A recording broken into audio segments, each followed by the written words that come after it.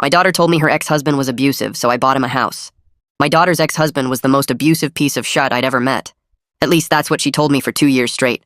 Every phone call, every visit, Katie would have new stories about Finn's latest cruelty. How he controlled her money, how he screamed at the kids, how she flinched when he moved too fast.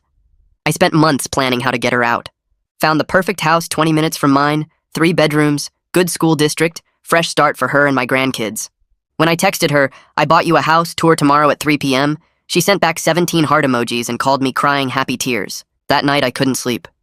I kept thinking about finally getting Katie and the kids somewhere safe. Tomorrow I was going to hand her the keys to freedom from her monster husband. Then at 11 p.m. my phone rang. Finn's name on the screen made my blood run cold. I almost didn't answer, but his voicemail sounded broken and desperate. So I called back. "Sir, I need to show you something before tomorrow. Please. I know you hate me, but this is about Katie." I told him to go to hell, but just before I could hang up, he said something that stopped me cold. "I have security footage from our house. You need to see who she really is." 20 minutes later, I'm staring at my laptop screen watching Ring camera footage from their living room. Katie's screaming at Finn while he's backed into a corner holding their youngest, shielding her with his body. Katie throws a lamp. It shatters against the wall inches from the baby's head. Finn doesn't raise a hand, doesn't yell back, just keeps saying, "Please, Katie, not in front of the kids." My stomach turned inside out. There were dozens of videos. Katie attacking him with her fists while he covered his face. Katie threatening to tell everyone he beats her if he doesn't give her money. Katie laughing on the phone telling someone, "He's such a pissy, he won't even defend himself." Finn's voice cracked through the phone. "I never touched her. Never. I just wanted you to know the truth before you reward her lies." But that wasn't even the worst part. Finn had screenshots from her phone, multiple affairs over the past year. Different men, explicit messages, meeting them while telling Finn she was at her sister's. One guy in particular showed up constantly, someone named Derek. I sat there for an hour trying to process that my daughter, the woman I was about to give a free house to, was the actual abuser, the monster. And she'd made me hate an innocent man who was just trying to protect his kids. The next morning, I did something I never thought I'd do. I tracked down Derek through social media. Wasn't hard since Katie had tagged him in old posts before blocking me from seeing her profile properly. I called him from a number he wouldn't recognize. "Hey, is this Derek? I need to ask you about Katie Fret." Long pause. "Who is this?" "Her father." "I need to know. Did you know she was married?" The silence stretched so long I thought he'd hung up. Then quietly, "What?" "Number. She said she was a single mom escaping her abusive ex-husband. Said he was dangerous. Said she was terrified of him." My heart sank even further. "Derek, she's been married to Finn this entire time. He's not her ex. He's not abusive. She made it all up." I heard him sit down hard. His voice came out strangled. "I've been picking up her kids from school, taking them to the park. They call me Uncle Derek. I thought I was helping save them from their dangerous dad." The poor guy sounded sick. Then I had an idea that would change everything. "Derek, how would you feel about being at the house tomorrow when I show it to her? With Finn there too? You want us both there? I think Katie needs to face both of you at once. No escape routes, no lies." We spent an hour planning it. Derek would arrive early and wait in the living room. Finn would be in the kitchen. I'd walk Katie through the house, saving those rooms for last. The next afternoon, Katie pulled up right at 3 p.m., practically bouncing out of her car.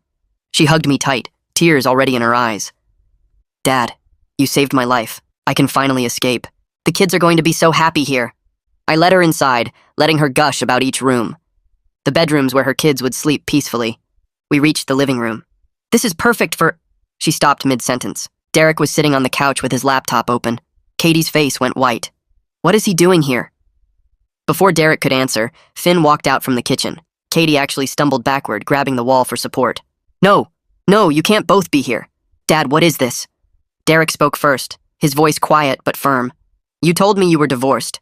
You told me Finn was dangerous. You made me think I was protecting those kids from a monster." Finn just stood there, looking at her with such exhaustion it hurt to witness. 2 years, Katie. 2 years of being hit, threatened, isolated from my own children while you told everyone I was the abuser." Katie started spinning, looking for an exit, but I blocked the doorway. Her tears came fast now, but they weren't real. I could finally see that. "Daddy, please, it's not what it looks like." I pulled out the house deed from my jacket pocket. She reached for it desperately. Thank you. I know this looks bad, but the house isn't in your name, Katie." She froze. "What?" "It's in Finn's name. For him and the kids after the divorce." She grabbed the knife from the kitchen. Derek moved faster than I thought possible, lunging across the room and grabbing Katie's wrist before she could swing the blade at anyone. He twisted hard and she screamed, a sound of pure rage mixed with pain, and the knife clattered to the tile floor. Finn immediately stepped in front of both kids, shielding them with his whole body, while I kicked the knife hard toward the front door, sending it skittering across the hardwood until it hit the wall. Katie dropped to her knees, sobbing, but these tears looked different from every manipulative performance I'd witnessed over 2 years. These were the tears of someone whose entire fake world just shattered in front of everyone. Her face crumpled in a way I'd never seen before, raw and desperate and real. Derek kept his hand on her arm, not letting go, while she shook and cried on the floor. The kids were pressed against Finn's legs, the little girl hiding her face while the boy stared at his mother with wide, scared eyes. My hands shook so bad I almost dropped my phone, pulling it from my pocket. But somehow my voice came out steady when the operator answered. I told them my daughter just threatened people with a weapon, and we needed police right away. Gave them the address, confirmed everyone was currently safe. Katie's sobs turned into screaming before I even hung up, yelling that we all planned this together, that we ambushed her, that she's the real victim here and we're all liars. Her voice got louder and more frantic with each accusation, spittle flying from her mouth as she thrashed against Derek's grip. He held firm on her arm while Finn crouched down with both children, whispering something I couldn't hear over Katie's screaming. The boy was crying now too, quiet tears running down his face while his dad rubbed his back. Katie kept shouting that this was all a setup, that we conspired against her, that any judge would see through our lies. I stood between her and the door, phone still in my hand, watching my daughter completely fall apart. The police arrived in 6 minutes, though it felt like an hour. 2 officers came through the front door I'd left unlocked, and the older one, whose badge said Hoffman, took control immediately with calm authority. Katie switched tactics the second she saw the uniform, her screaming cutting off like someone flipped a switch. Tears still streaming, voice shaking, she told Officer Hoffman that these men attacked her in her own house, and she grabbed the knife to defend herself. I watched her perform, recognizing every gesture and tone from 2 years of believing her lies. The trembling lip, the wide, scared eyes, the way her voice broke on certain words. She was good, so convincing that I saw the younger officer's expression soften with sympathy. But Hoffman kept his face neutral, professional, asking her to please step over here with his partner while he spoke with the rest of us. Katie's protests started up again, louder and more desperate, insisting they had it all wrong, begging them to listen to her side. Finn moved quietly to Hoffman, pulling his phone from his pocket with hands that shook slightly. He explained he brought security footage specifically in case Katie became violent, that he had months of evidence documenting her behavior. The officer took the phone and started watching, his partner keeping Katie separated on the other side of the room. I watched Hoffman's face change as he scrolled through the videos, his jaw tightening, eyes narrowing. He watched clip after clip, Katie throwing things, Katie screaming, Katie hitting Finn while he protected the kids. The professional mask cracked just slightly, his expression shifting from neutral to grim understanding. Katie saw him watching, and her protest got louder, more frantic, demanding to know what lies Finn was showing him, insisting the videos were fake or edited or taken out of context. She was panicking now, really panicking, because her usual manipulation wasn't working on this officer who kept watching evidence of exactly who she really was. Hoffman asked if anyone got hurt during the incident, and Derek held up his left arm, showing a thin cut along his forearm. Blood had dried in a dark line where Katie's initial swing grazed him before he grabbed her wrist. The officer called for an ambulance to check it out, then started taking statements from each of us separately. Derek went first, explaining how he grabbed her wrist and twisted until she dropped the knife. Then me, describing what I witnessed and why we were all here in the first place. Finn gave his statement while holding both children, his voice quiet but steady, as he explained the years of abuse and why he documented everything. Katie demanded a lawyer the second Hoffman approached her, refusing to say anything else, which was probably the smartest choice she'd made all day. Her face had gone cold now, calculating. The tears dried up as she realized she needed to protect herself legally. The paramedic showed up and treated Derek's cut, which turned out to be shallow but needed cleaning and a bandage. While he worked, Hoffman kept reviewing everything on Finn's phone, scrolling through the screenshots of Katie's affair messages and threats. His partner stood nearby taking notes as Hoffman asked questions, building a timeline of abuse that stretched back years. Then Hoffman looked at Finn and asked directly if he wanted to press charges for domestic violence, explaining that the pattern of documented abuse combined with today's knife incident made a strong case. Finn looked down at his kids, the boy clinging to his shirt, the girl with her thumb in her mouth. He was quiet for a long moment, and I could see him weighing his love for his children against years of fear and pain. Finally, he said yes, so quiet I barely heard him, that he wanted them safe from their mother's violence. His voice cracked on the last word, and he pulled both kids closer. Katie started screaming again when Hoffman told her she was under arrest, fighting against the handcuffs as his partner put them on. She yelled that I was supposed to be on her side, that I'm her father. How could I let them do this to her? I made myself look directly at her, meeting her eyes even though it hurt worse than anything I'd ever felt. I told her I loved her, but I couldn't protect her from the consequences of her own choices anymore. Her face twisted with rage and she spat at me, actual spit hitting my shirt before the officers pulled her toward the door. I stood there watching them lead my daughter away, her screaming fading as they got her outside to the patrol car. This might be the last time I saw her as a free person, and that thought made my chest feel hollow and heavy at the same time. The little girl started crying harder when her mom left, and Finn picked her up, bouncing her gently and making soothing sounds. After the patrol car pulled away with Katie inside, Finn just collapsed onto the couch with both children wrapped tight in his arms. All three of them shook like they'd been holding everything in, and finally let it go, the trauma releasing now that the immediate danger passed. I sat down heavy in a chair across from them, suddenly feeling every single one of my 62 years in my bones. My hands still trembled slightly, and my heart pounded too fast. Derek stood by the window looking out at the empty street, his bandaged arm hanging at his side. Nobody spoke for several minutes, just the sound of the kids' quiet crying and Finn's whispered comfort. The house felt too quiet after all the screaming and chaos, like the walls themselves were processing what just happened. I broke the silence first, apologizing to Finn for the 2 years I spent believing Katie's lies and supporting her abuse of him without knowing it. The words felt inadequate for the harm I'd caused, but I needed to say them anyway. Finn shook his head, still holding his kids, and said he understood. Katie was incredibly convincing, and he doubted his own reality many times before he started recording evidence to prove to himself he wasn't crazy. His forgiveness somehow made me feel worse instead of better, because he shouldn't have to comfort me, the father of the woman who terrorized him for years.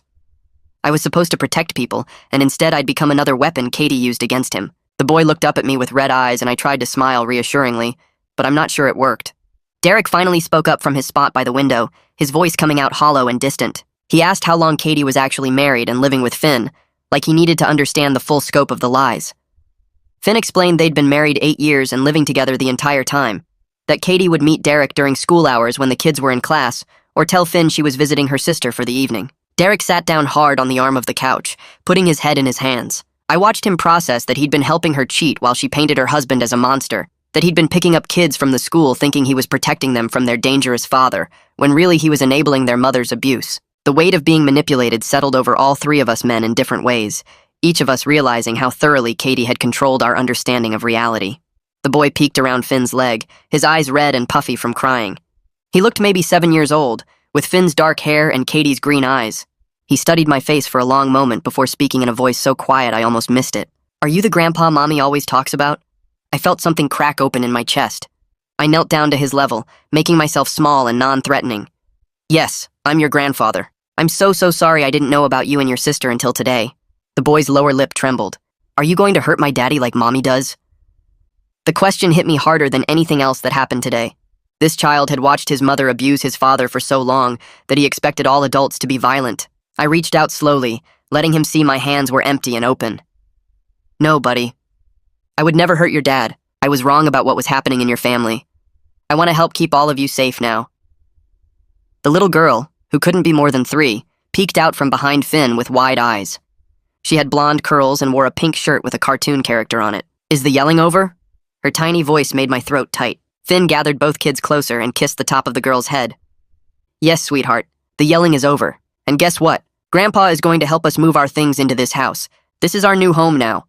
The boy looked around the living room like he was seeing it for the first time. "We get to live here? Without Mommy?" Finn's face showed so much pain and relief mixed together. "For now, yes. Just us." Derek stood up from the couch, his bandaged arm hanging at his side. He looked completely lost, like someone had pulled the ground out from under his feet. "I should go. I need to process all this." He walked toward the door without looking at any of us. I followed him out to make sure he was okay to drive. He sat in his car for a minute with his head on the steering wheel before starting the engine and pulling away. When I came back inside, Finn was explaining to the kids that they needed to get their clothes and toys from the old house. The boy asked if Mommy would be there. Finn promised she wouldn't. Over the next 2 hours, Finn and I made 6 trips between the old house and the new one. We worked in silence mostly, both of us trying to wrap our heads around everything that happened. The old house felt wrong somehow, like a place where bad things happened. I could see marks on the walls where things had been thrown, a dent in the kitchen cabinet at exactly fist height. Finn packed the kids' rooms first, carefully folding their clothes and wrapping their toys in newspaper. I carried boxes down the stairs and loaded them into my truck. A neighbor came out while we were loading the 3rd trip. She was an older woman with gray hair pulled back in a bun. She looked at Finn and then at me. "Is Katie really gone? The police took her away?" Finn nodded. The woman's face showed relief. "Thank God. I've been telling him for months I'd testify if he ever reported her. I saw her hit him through my kitchen window more times than I can count." She looked at me. You must be Katie's father. I'm glad you finally know the truth. I couldn't find words to respond. She patted Finn's arm and went back inside. The kids stayed with her during our trips, and I could hear them laughing through her window at one point. It made me feel slightly better knowing they had at least one safe adult in their life before today. As we loaded the last boxes into the truck, Finn stopped and turned to me. His voice came out quiet and thick. Thank you for believing me, for putting the house in my name. I was terrified you'd dismiss me like everyone else does. He wiped his eyes with the back of his hand. Nobody takes it seriously when a man says his wife beats him. I accepted I might never escape. I was just trying to keep the kids safe until they were old enough to tell someone themselves. I felt shame burn through my whole body. I'm sorry it took video evidence for me to see the truth. I should have questioned her stories. I should have talked to you directly. Finn shook his head. Katie is incredibly convincing. Don't beat yourself up. I doubted my own reality sometimes before I started recording everything. We drove back to the new house in silence. I helped Finn set up beds for the kids and unpack the basics they'd need for tonight. The boy, whose name I learned was Michael, wanted his nightlight plugged in next to his bed. The little girl, Sophie, insisted her stuffed rabbit had to sleep on her pillow. By the time everything was set up enough for them to sleep, it was almost 8 at night. I hugged both kids goodbye and promised I'd come back soon. Finn walked me to my truck. Thank you. For everything. I drove home in a fog. My brain couldn't process what happened. My daughter was in jail. My son-in-law was actually a victim.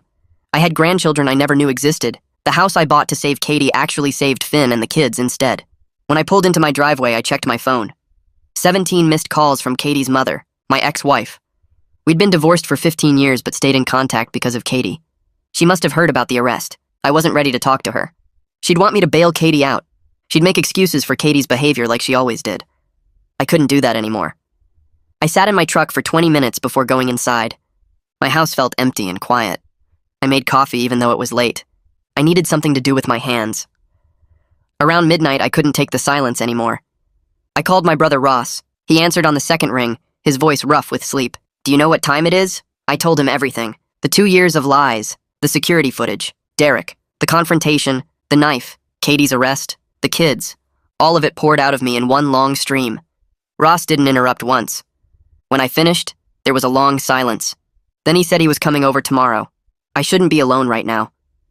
I thanked him and hung up. I didn't sleep at all that night.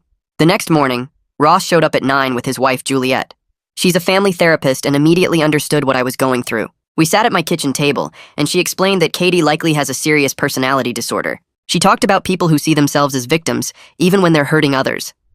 I kept saying I should have seen the signs. Juliet put her hand on mine and told me firmly that skilled manipulators fool everyone. Even trained professionals get taken in. She said I was a victim too. That thought hadn't occurred to me. My phone rang while we were talking. Katie's mother. I almost didn't answer, but Juliet nodded at me. I picked up. My ex-wife started screaming before I could say hello. How could I abandon our daughter? How could I side with that manipulative husband? I tried to explain about the evidence, but she wouldn't listen. She insisted Finn must have faked everything, that I was a fool for believing him. She demanded I bail Katie out immediately. I told her no. She could do it if she wanted, but I wouldn't enable Katie's abuse anymore. She called me heartless and hung up. Juliet squeezed my shoulder. Ross made more coffee. That afternoon, my ex-wife bailed Katie out. I knew she would. Within an hour, my phone rang with Katie's number. I almost didn't answer, but I needed to hear what she'd say. She was crying, begging me to understand her side, saying everyone was lying about her. I told her I'd seen the footage and screenshots. I knew the truth now. She needed serious professional help. Her crying stopped instantly. Her voice turned cold and hard. She screamed that I was dead to her. She'd make sure I never saw my grandchildren again. She'd tell everyone what a terrible father I was. Then she hung up. I sat there staring at my phone. That was my daughter, the little girl I raised. Somewhere along the way, she became someone I didn't recognize. I called Finn to warn him that Katie made bail and might try to come to the house. He thanked me but said he already filed for an emergency restraining order and temporary custody. His lawyer had everything ready to go. He'd been preparing for this possibility for months, documenting everything, building a case, just waiting for the chance to escape. I told him I'd support him however he needed. He said that meant everything to him and the kids. 2 days after Katie's arrest, Detective Louis Bertrand called my cell. He needed my full statement about the knife incident and everything Katie told me over the past 2 years. I drove to the police station that afternoon and sat across from him in a small interview room with gray walls and a table between us. He had a recording device and a notepad. I started talking and didn't stop for 3 hours. Every story Katie told me about Finn came back in vivid detail now. How she said he threw things at her when I could see in the footage that she was the one throwing lamps and dishes. How she claimed he screamed at the kids when the videos showed him speaking quietly while she raged. How she said he controlled all their money when the bank records Finn showed me proved she had access to everything and was draining accounts for her affairs. Detective Bertrand wrote everything down and asked specific questions about dates and details. He explained they were building a domestic violence case against Katie, and my testimony about her 2-year deception campaign would help establish her pattern of behavior. The pattern showed she was skilled at manipulation and willing to destroy someone's reputation to maintain control. I felt sick going through each lie and realizing I'd believed every single one. The detective's expression stayed neutral and professional, but I could tell he'd seen cases like this before. He mentioned that false allegations of abuse were more common than people realized, and they destroyed innocent people's lives. When we finished, he thanked me for coming forward and said my willingness to testify against my own daughter showed real character. I didn't feel like it showed character. I felt like it showed how badly I'd failed Finn and those kids for 2 years. Before I left the station, Detective Bertrand mentioned something else.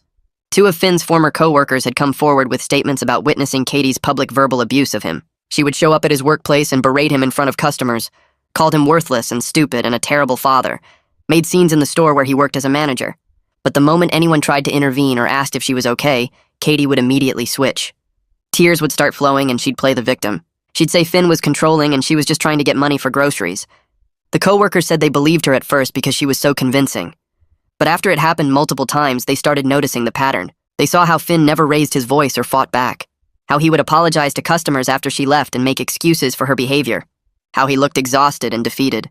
One co-worker finally pulled him aside and asked if he needed help.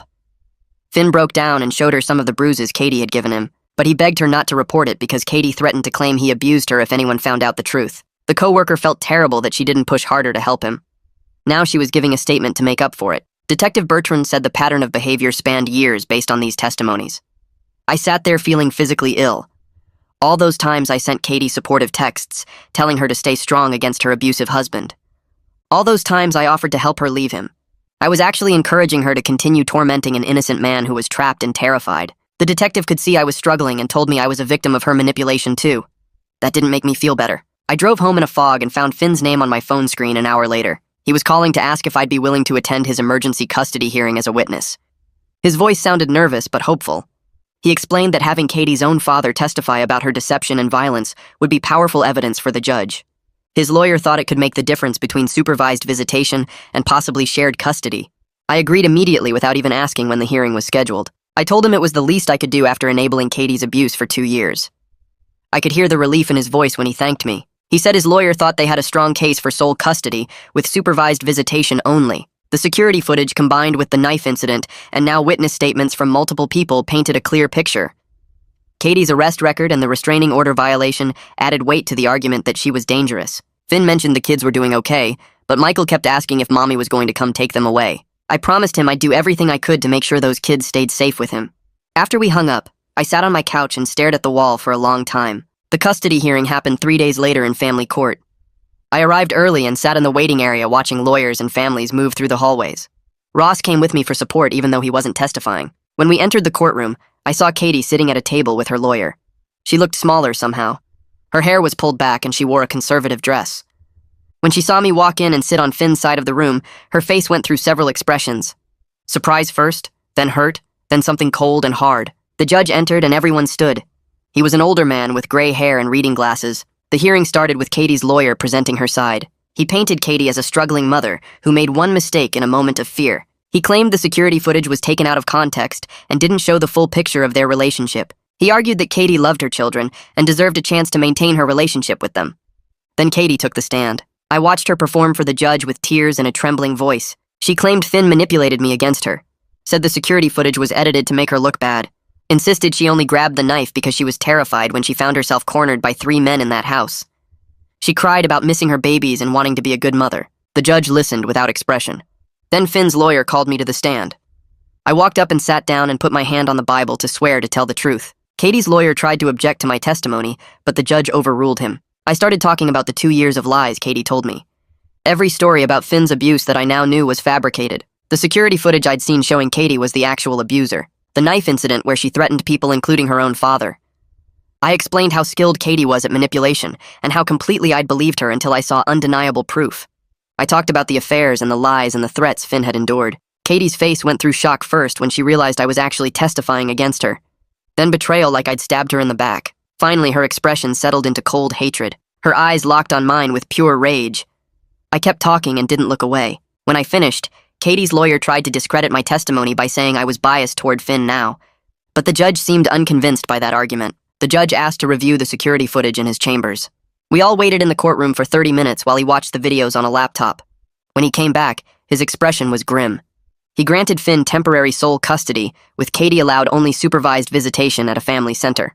He extended the restraining order to include the children's school and activities. Katie couldn't come within 500 feet of their school or any place where they had regular activities. All visitation had to happen at the approved facility with a trained supervisor present. Katie's lawyer started to argue, but the judge cut him off. He stated clearly that the evidence of abuse and the knife incident made unsupervised contact unsafe for everyone involved. The pattern of behavior was too concerning to risk the children's safety. Katie's face went white and then red. She started shaking.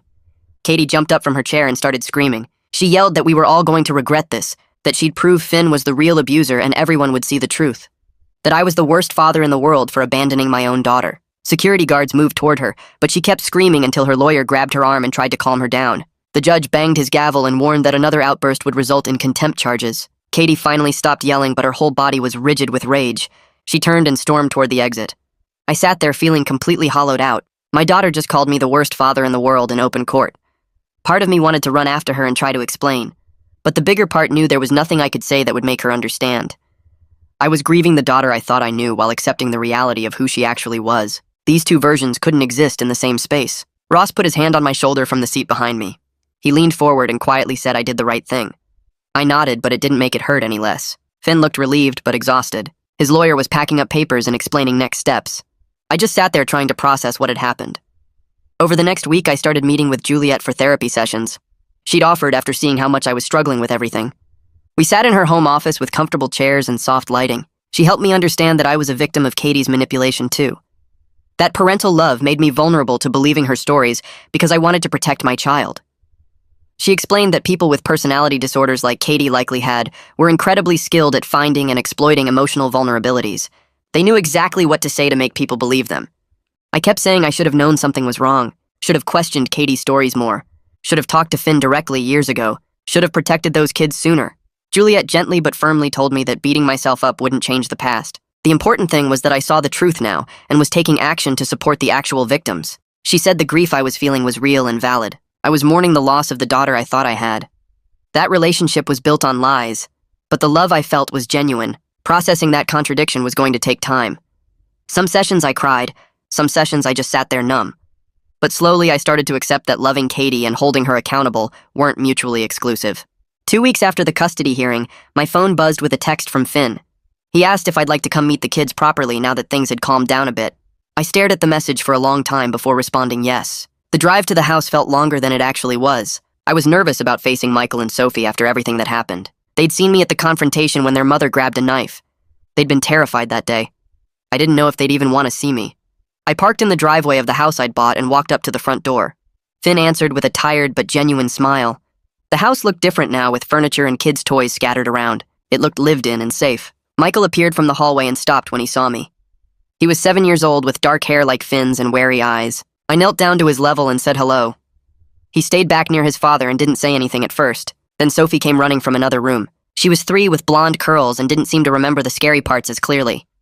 She grabbed onto Finn's leg and peeked at me with curious eyes. Finn introduced me as their grandpa and explained I was his friend who helped them move into this house. Sophie's face lit up, and she asked if I wanted to see her new room. Michael stayed quiet but nodded when Finn asked if that was okay. I spent the afternoon playing with the kids while Finn made dinner in the kitchen. Sophie showed me every toy in her room and insisted I sit through a tea party with her stuffed animals. Michael eventually warmed up and showed me his book collection. He was reading above grade level and proud of it. The house felt peaceful in a way I hadn't expected. No tension in the air, no walking on eggshells, just a father and his kids being comfortable in their own space. It was strange to be building a relationship with grandchildren I didn't know existed until a week ago. Strange, but good. As the afternoon went on, Michael started asking more questions. He wanted to know if I lived nearby and if I'd come back to visit. I promised him I would come as often as they wanted me to. Then he got quiet for a minute before asking the question I knew was coming. He asked if I knew his mom was mean to his dad. I sat down on his bed next to him and told him honestly that I didn't know. That his mom lied to me too. That I thought his dad was the mean one, but I was wrong. Michael nodded like this made sense to him. He said his mom lies a lot. Said she told them daddy was bad, but daddy never hurt them. Only Mommy hurt Daddy. The matter-of-fact way he said it broke something in my chest. This 7-year-old had been living with the truth of his mother's abuse his whole life, while I believed her lies from a distance. During dinner, Finn opened up about the years of abuse and isolation in a way he hadn't before. The kids were watching a movie in the living room, so we could talk freely in the kitchen. He explained how Katie would threaten to claim he hit her if he ever tried to leave or tell anyone the truth. She'd say no one would believe a man claiming abuse from a woman. She'd say she'd make sure he never saw his kids again. She'd describe in detail how she'd tell police he was violent and dangerous. Finn said he stayed to protect Michael and Sophie because he was terrified Katie would get custody and hurt them without him there to intervene. He couldn't risk leaving them alone with her. So he endured the hitting and the verbal abuse and the affairs. He documented everything secretly and waited for any chance to escape safely with his children. When I called him that night before the house tour, he saw his opportunity. He knew if he could show me the truth, maybe I'd help him instead of helping Katie trap him further. I listened with growing horror as he described years of being held hostage in his own home. My daughter had used his love for his children as a weapon against him. She knew he'd endure anything to keep them safe, and she exploited that ruthlessly. Finn's voice stayed calm and steady while he talked, but his hands shook slightly. He said telling me this felt like finally being able to breathe after holding his breath for years. I told him I was sorry for not seeing it sooner.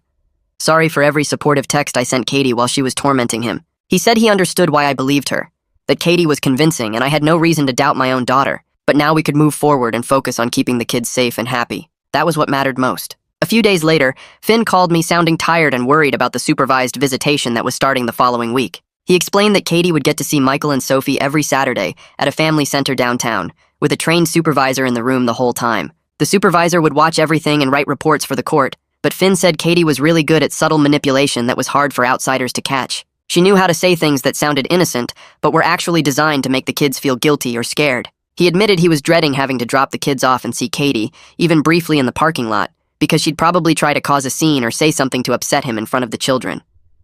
I offered right away to handle all the driving, picking the kids up from his house and taking them to the visits, then bringing them back afterward so Finn wouldn't have to deal with any contact with Katie at all.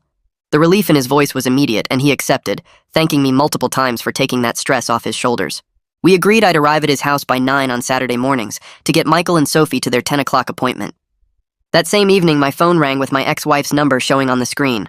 I almost didn't answer because our last conversation had ended with her screaming at me, but something made me pick up. Instead of yelling this time, she was crying so hard she could barely get words out. She begged me through her tears to please help get Katie's custody back, saying our daughter was going through such a hard time and needed her family's support, not punishment. She insisted that Katie just made some mistakes and everyone was being too harsh, that taking her children away was cruel and would destroy her. I took a deep breath and explained as gently as I could that Katie wasn't just going through a hard time, she was genuinely dangerous to Finn, and potentially to the kids if she got angry enough. I told my ex-wife that the security footage didn't lie, that I'd seen with my own eyes what Katie had done for years, and that enabling her behavior by pretending it wasn't serious wouldn't help anyone, especially not Katie herself. My ex-wife's crying turned to anger fast, and she said I'd turned my back on my own daughter for a man I barely knew. Before I could respond, she hung up on me, and I sat there staring at my phone knowing that conversation had probably damaged our relationship beyond repair. She'd chosen to believe Katie's lies over the documented evidence, and I couldn't make her see the truth if she didn't want to. Saturday morning arrived too quickly. I showed up at Finn's house at 9 sharp and found both kids already dressed and waiting, though Michael looked anxious, and Sophie seemed confused about where they were going. Finn gave them both long hugs and reminded them to be good, then walked them out to my car. The drive to the family center took 20 minutes and Michael stayed quiet the whole time while Sophie chattered about her toys.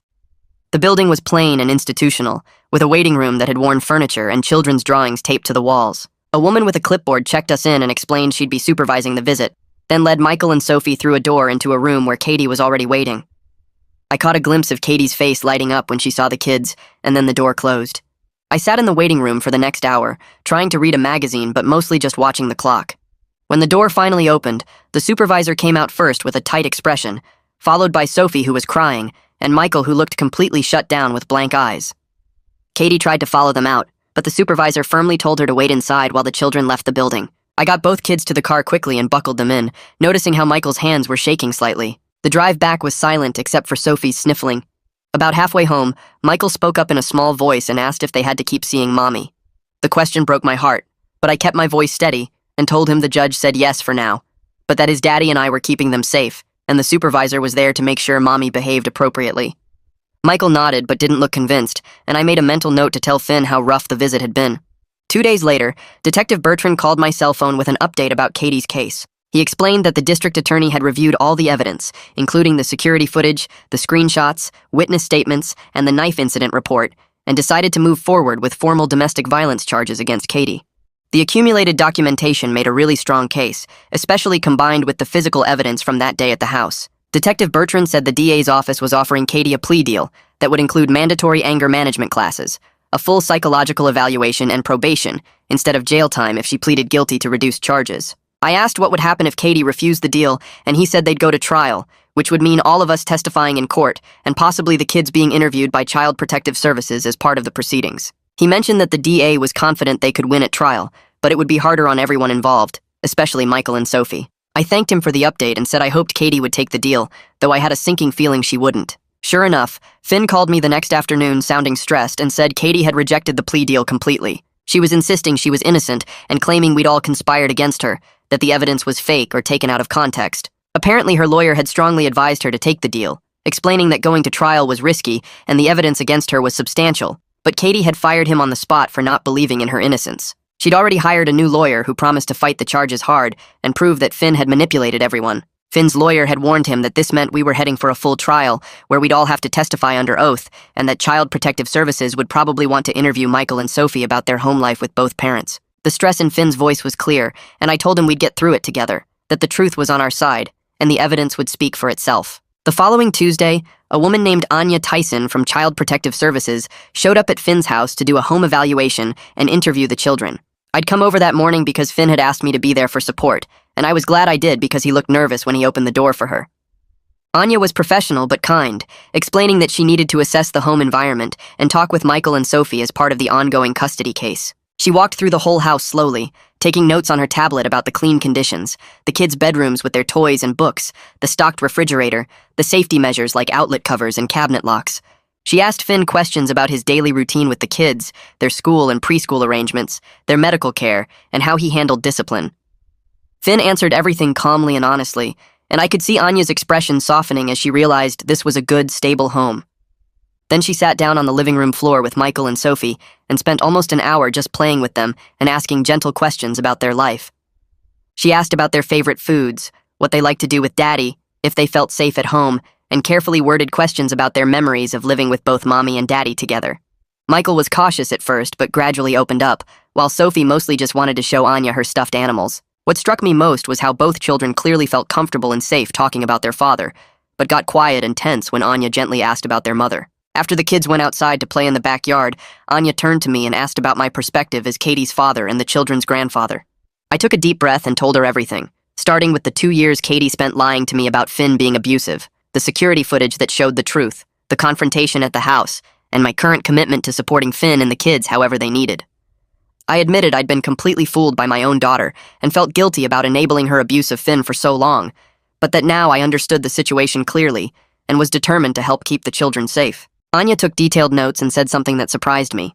She explained that having the maternal grandfather actively supporting the father's custody was really unusual and significant, that in most cases family members sided with their own blood relative regardless of evidence. The fact that I'd changed my position after seeing proof spoke to how serious Katie's behavior must be, and that would be noted in her report to the court. That weekend, Ross called and invited Finn and the kids over for Sunday dinner at his and Juliet's house. He said they wanted to show family support and help Michael and Sophie feel connected to their grandfather's side of the family, since they'd missed out on knowing us for so long. Finn accepted gratefully, and we all drove over together that Sunday afternoon. Ross and Juliet's house was warm and welcoming, and they'd clearly prepared for the kids with games and activities set up. Watching my brother and his wife greet Finn with genuine kindness and respect made my throat tight, because this was what family should have been doing all along instead of believing Katie's lies. Ross shook Finn's hand firmly and told him he was glad to finally meet him properly, and Juliet gave him a warm hug.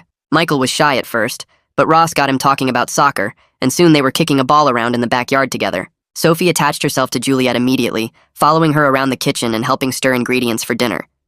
Over the meal, Ross and Juliet asked Finn about his work and his interests, treating him like a valued family member rather than the monster Katie had painted him as. They asked the kids about school and preschool, played games with them after dinner, and made sure everyone felt included and comfortable. By the end of the evening, Sophie had fallen asleep on Ross's lap while he read her a story, and Michael was showing Juliet his drawings. Driving home, Finn thanked me quietly for having family who welcomed him and the kids so completely, and I told him this was just the beginning of building the family support system he should have always had. 3 weeks later, I was getting ready for bed around 11 at night when I heard a car door slam outside my house. I looked out the window and saw Katie stumbling up my front walkway, clearly drunk based on how she was weaving. My heart started racing as she reached my front door and began pounding on it, calling my name and crying.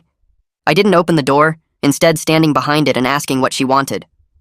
Through the wood, I could hear her sobbing that she needed my help to get her kids back, that she was sorry for everything, that she never meant to hurt anyone. She claimed Finn had provoked her into reacting badly, that she'd just been stressed and overwhelmed, and that if I would just help her one more time, everything would be fine. Her words were slurred and desperate, and I felt torn between my instinct to help my daughter and my knowledge of what she'd actually done.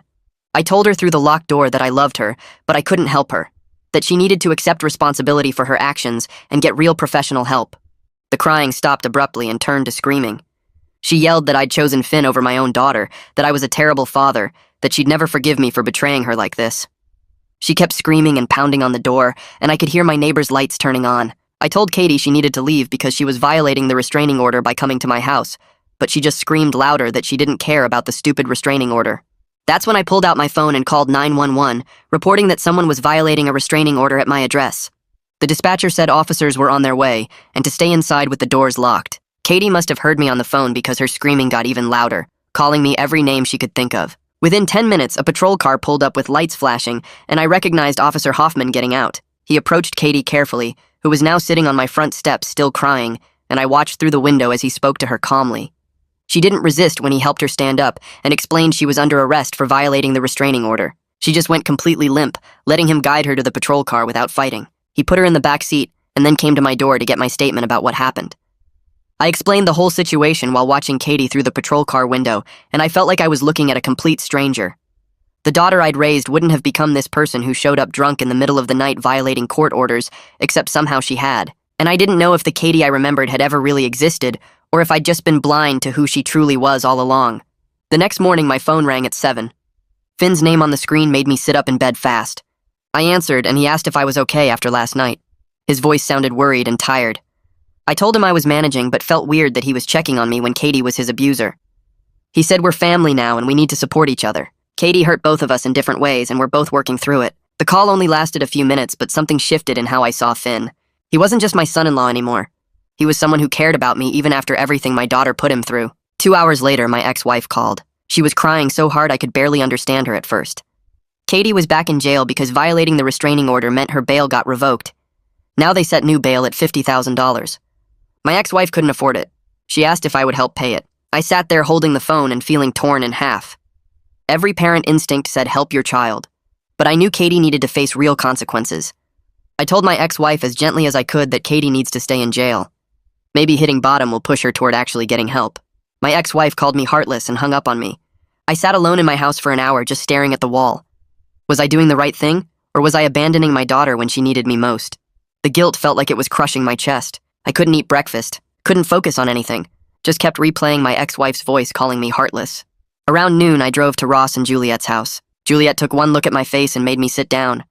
I told her about the bail situation and my ex-wife's call. Juliet listened and then said something that changed how I saw everything.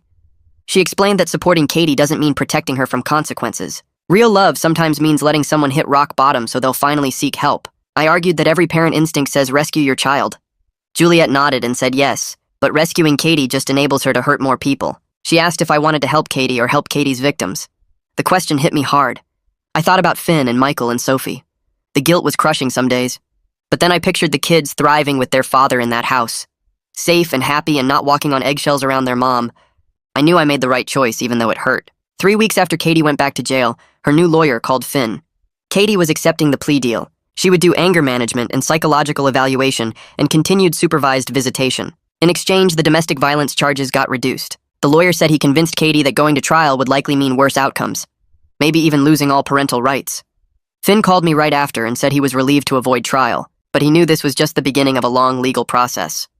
The plea hearing happened on a Wednesday morning. I sat in the courtroom and watched Katie stand up to give her statement.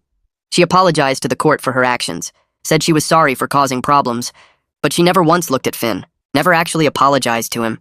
She framed everything as mutual conflict that got out of hand, stress from being a mother, misunderstandings that got bigger than they should have. The judge listened with a blank expression. When Katie finished, he said, Completion of all court-ordered treatment is mandatory, not optional. His tone made it clear he saw through her performance. The psychological evaluation results came 2 weeks later. I read the report sitting at my kitchen table. Katie has borderline personality disorder with narcissistic traits. The psychologist explained her pattern of perceiving abandonment everywhere, her intense manipulation of people around her, her complete inability to accept responsibility for anything. The report recommended intensive therapy and possibly medication. It noted that without treatment, Katie will likely continue the pattern of destructive relationships. I sat there feeling grief mixed with relief, finally having an explanation for behaviors I never understood. All those years of chaos and drama and wondering what I did wrong as a parent. Now I knew it was a disorder that needed professional help. Over the next month, Finn and I settled into a routine. Every Thursday evening, I watch Michael and Sophie so Finn can attend his support group for male domestic violence survivors.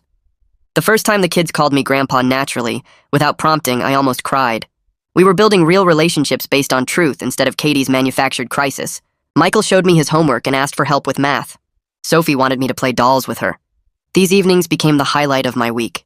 A chance to be the grandfather I should have been from the beginning. Katie's supervised visitations continued every week. The supervisor filed reports after each visit. Katie struggled to focus on the children's needs versus her own agenda. She spent visit time trying to get Michael and Sophie to relay messages to Finn, asked them questions about their life with Dad instead of just being present with them. Michael started saying he didn't want to go to visits. Sophie didn't seem to understand why Mommy couldn't come home. The supervisor noted all of this in her reports. 6 weeks after the confrontation at the house, we all went to family court. Quentin Adams was the mediator handling long-term custody arrangements. Katie's lawyer pushed hard for unsupervised visitation, said Katie completed her anger management course. She deserved a chance at eventual shared custody. Finn's lawyer argued for continued supervision until Katie completes treatment and shows real changed behavior. Not just checking boxes, but actual accountability. I had to testify again. This time about Katie's ongoing manipulation attempts. Her lack of genuine accountability in everything she does. Katie stared at me from across the courtroom with cold hatred in her eyes. The judge reviewed all the supervisor reports and psychological evaluation. He took 20 minutes to read through everything while we all sat in silence. Then he announced his ruling. Continued sole custody with Finn. Supervised visitation to continue for minimum 6 months. Katie must complete anger management and show 1 full year of stable mental health treatment before any custody modification will be considered. Katie's face went completely blank when she heard the timeline. 1 year. Not 1 month or even 6 months. An entire year of proving she changed before she could even ask for unsupervised visits. I watched her process this and wondered if she was finally understanding something. That her actions have lasting consequences she can't manipulate her way out of. That crying and performing and playing victim won't work anymore. The judge had seen through all of it, and now she had to actually do the work, or lose her kids forever. Outside the courthouse after the judge finished talking, Finn pulled me aside while Katie's lawyer was still packing up papers. He asked if I'd be willing to get listed as emergency contact and backup guardian for Michael and Sophie in case anything ever happened to him.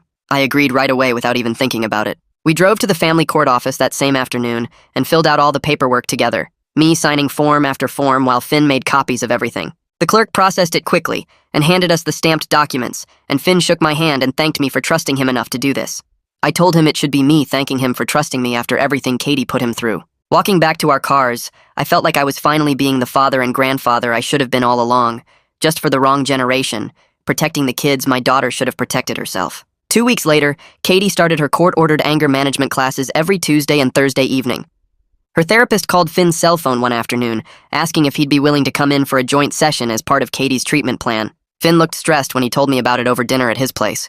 He called his own therapist right there and put it on speaker, so I could hear the advice. The therapist explained that Katie needed to work on her own problems before any couples counseling would be safe or helpful for either of them. Joint sessions only worked when both people were ready to take responsibility, and Katie wasn't there yet. Finn texted Katie's therapist back with a polite decline, explaining his therapist's recommendation. Katie apparently lost it during her next session, screaming at her therapist that Finn was refusing to participate in her healing, and this proved he never cared about fixing their marriage. Her therapist wrote this all down in the session notes, more evidence that Katie still saw herself as the victim in everything. I started going to therapy myself around the same time, meeting with Juliet twice a week to work through the mess in my head. Loving my daughter while accepting she's an abuser felt impossible some days. I'd sit in Juliet's office and cry about missing the Katie I thought I knew, then feel guilty for grieving when Finn and the kids were the real victims. Juliet kept reminding me that both things could be true at once. I could hope Katie got help while also protecting the people she hurt. I could love her and still choose to support Finn and the grandkids.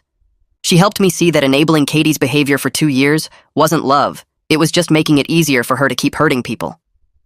Some days I manage this balance pretty well, taking the kids to the park and feeling good about being there for them.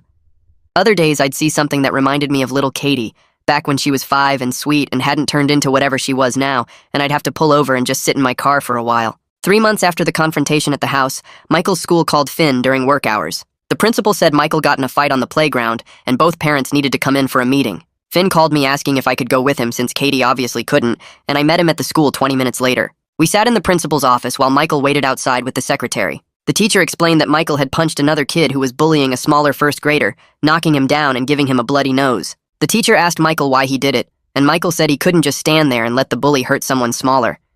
He said that's what his mom did to his dad, hurting someone who couldn't fight back, and nobody should hurt people they're supposed to love, or people who are smaller than them. The teacher looked at us with this understanding expression, clearly putting together pieces of Michael's home situation.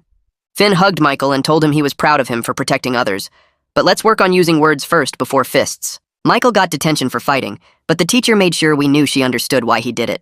Katie completed her anger management course 6 weeks later and got a certificate with her name printed on fancy paper.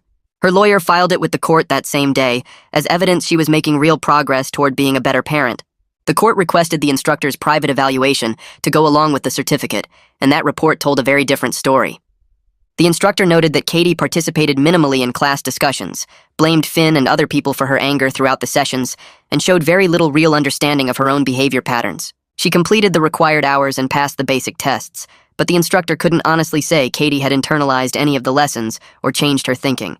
The judge reviewed both documents during a brief hearing and announced the custody arrangement would stay exactly the same. Katie's face went blank when she heard this, probably expecting the certificate alone would be enough to get unsupervised visits. Sophie started preschool that fall in a class with 12 other kids her age. Her teacher called Finn after the first week because Sophie drew a picture during family art time that worried her. The picture showed Daddy, Grandpa, Uncle Ross, and Aunt Juliet all holding hands and smiling, but no mommy anywhere in the drawing. Finn went in to talk to the teacher and explained the custody situation carefully, showing her the court orders and supervised visitation schedule. The teacher understood and said she'd keep an eye on Sophie's emotional state. Sophie apparently told the whole class during circle time that her mommy could only visit at the special building because she made bad choices and hurt people. The teacher said it was heartbreaking to hear a 4-year-old explain this so matter-of-factly, but it also showed Sophie was processing the reality of her family situation in a healthy way. She knew her mom wasn't safe to be around without supervision, and she wasn't confused about why things were the way they were. Derek called me out of nowhere on a Saturday morning, asking if we could meet for coffee. I hadn't talked to him since the day at the house when Katie grabbed the knife. We met at a place downtown and sat in a corner booth where nobody would overhear us. Derek looked like he'd aged 5 years in the past few months, dark circles under his eyes and his hands shaking slightly around his coffee cup. He told me he'd been in therapy twice a week trying to process his role in Katie's abuse of Finn, even though he didn't know the truth at the time. He apologized for being part of hurting my son-in-law, and I could hear how much guilt he was carrying. I told him he was a victim too, that Katie manipulated both of us with the same lies about Finn being dangerous. We spent an hour talking about how skilled Katie was at building false realities, making us both believe we were heroes saving her, when really we were just helping her hurt people. Derek asked if I thought Katie would ever really change, and I told him honestly I didn't know, but I wasn't waiting around to find out. Katie's therapist submitted a progress report to the court 4 months into treatment. The report said Katie was beginning to acknowledge that her actions hurt people, which sounded positive at first. But the therapist also noted Katie still struggled with taking full responsibility, often adding explanations about why Finn or stress or other factors made her act the way she did. The therapist recommended Katie continue intensive treatment and suggested she might benefit from a more structured program that specialized in personality disorders. Katie fought against this recommendation hard, telling her lawyer she'd done everything the court asked and deserved to move straight to unsupervised visitation with her kids. Her lawyer tried to explain that the court wouldn't modify custody until she completed all recommended treatment, not just the minimum required classes. Katie apparently threw a fit in the lawyer's office, insisting everyone was conspiring to keep her from her children forever. 4 months after the confrontation, Finn mentioned during one of our weekly dinners that he'd started dating someone. He met her at his support group for domestic violence survivors, another person who understood what he'd been through without him having to explain everything. I told him I was happy for him, and he deserved a healthy relationship with someone who treated him right. He seemed nervous talking about it, saying he wasn't sure how to introduce someone new to Michael and Sophie after everything they'd been through with their mom. But he also sounded hopeful in a way I hadn't heard from him before, like maybe he was finally believing he could have a normal life. I told him to take it slow with the kids, but that they deserved to see their dad in a relationship where people were kind to each other, that it would be good for them to learn what healthy love actually looked like. Katie found out about Finn's new relationship 2 weeks later and completely lost it during supervised visitation. The supervisor's report said Katie spent the first 15 minutes crying to Michael and Sophie that Daddy had replaced her and didn't love their family anymore. She asked them if they'd met the new woman and if Daddy loved her more than he loved Mommy. Sophie started crying because Katie was crying, and Michael went quiet and wouldn't answer any questions. The supervisor had to redirect Katie 4 times to focus on playing with the kids instead of talking about Finn. When Katie wouldn't stop, the supervisor ended the visit 30 minutes early and walked the kids out to where I was waiting in the parking lot. She filed a detailed report about Katie using the children for emotional support in ways that were completely wrong for their ages. This behavior set back any progress Katie had made toward unsupervised visitation, and her lawyer called her that night, warning that manipulating the children would only hurt her case and could result in losing visitation entirely if she kept it up. Michael's therapist called Finn with an update about 3 weeks after that incident, and Finn shared the news with me over dinner at his place. The therapist said Michael was doing really well processing everything he'd seen his mom do to his dad over the years, that having a stable home with his father and knowing his grandpa and extended family supported them made a huge difference in his healing. Sophie was too young for formal therapy, but the therapist noticed during family sessions that she seemed much more relaxed and attached to Finn now, laughing more and having fewer nightmares. Both kids were asking about their mother less and less, and the therapist noted they seemed most calm and happy during the weeks when visitation happened less often. Finn looked relieved hearing this, but also sad, knowing his kids were better off with less contact with their own mother. 6 months after the confrontation at the house, we all went back to court for a review of Katie's progress. The judge read through reports from multiple supervisors and therapists, and his face got more serious with each page. He said Katie had finished the required anger management and basic therapy programs, but every single supervisor reported concerns about her lack of real understanding about what she'd done wrong. The therapist wrote that Katie kept trying to manipulate them during sessions, blaming everyone else for her problems and insisting she was the real victim. One report said Katie showed no genuine insight into her behavior patterns and continued trying to control situations even in supervised settings. The judge looked at Katie and said he was extending supervised visitation for another 6 months and ordering her to join a more intensive therapy program specifically for personality disorders. Katie's face went hard when she heard this, her jaw clenched tight, and her hands gripped the table in front of her. I sat behind Finn and saw the rage in her eyes that she was barely keeping inside, the same look I'd seen right before she grabbed that knife 6 months ago. The judge added that any further manipulation attempts or violations would result in losing visitation completely, and Katie just stared at him with that cold, angry expression. 2 weeks after that hearing, Katie called and asked to meet with me alone at a coffee shop near her apartment. I almost said no, but some part of me hoped maybe she was finally ready to take real responsibility for what she'd done. I drove to the coffee shop and found her sitting in the back corner, looking tired and older than her 32 years. For an hour, she talked at me, insisting everyone was working together against her. She said Finn had poisoned my mind and turned me against her, that he'd manipulated the therapists and supervisors into writing bad reports about her. Katie claimed the videos were edited to make her look worse, that the court system was biased against mothers, that even her own therapist didn't understand her diagnosis was wrong. She went on and on about how unfair everything was, how she was the one suffering, how nobody could see that Finn was actually the problem and she'd just been reacting to his abuse. I sat there listening to her twist reality into something unrecognizable, and I felt this deep sadness settle in my chest. My daughter might never be able to look at herself honestly, might never be capable of the kind of self-reflection needed to actually change. The woman sitting across from me spinning conspiracy theories wasn't the little girl I'd raised, or maybe she was, and I just never wanted to see it. When she finally stopped talking and looked at me expecting support, I told her quietly that I loved her, but I couldn't agree with anything she'd just said. She called me a traitor and walked out. Despite how painful that meeting with Katie was, I found real joy in my relationship with Finn and the kids over those same months. We started having Sunday dinners every single week, either at his place or mine, and I got to watch Michael and Sophie grow and heal in small ways each time I saw them. I went to Michael's soccer games on Saturday mornings and cheered when he scored goals, went to Sophie's preschool performance where she sang songs about shapes and colors. I was building the grandfather relationship I'd missed out on for years while believing Katie's lies about Finn keeping the kids from me. Finn mentioned one Sunday that the kids talked about me all the time during the week, asking when they'd see Grandpa again and telling him stories about things we'd done together. Sophie drew another family picture at preschool and brought it home to show me, and this one had me standing right next to Daddy with both kids between us, all of us smiling. I had to step into the bathroom for a minute because my eyes got watery looking at that picture. Around that same time, Ross called with news that surprised me, but made me incredibly happy. He and Juliet were moving closer to us, maybe 20 minutes away instead of 3 hours.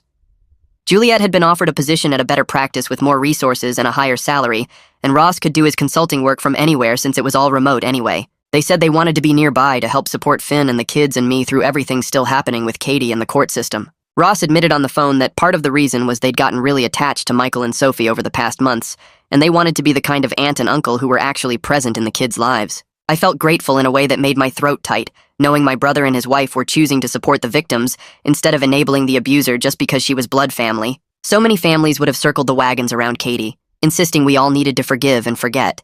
But Ross and Juliet saw the truth and stood with the people who needed protection.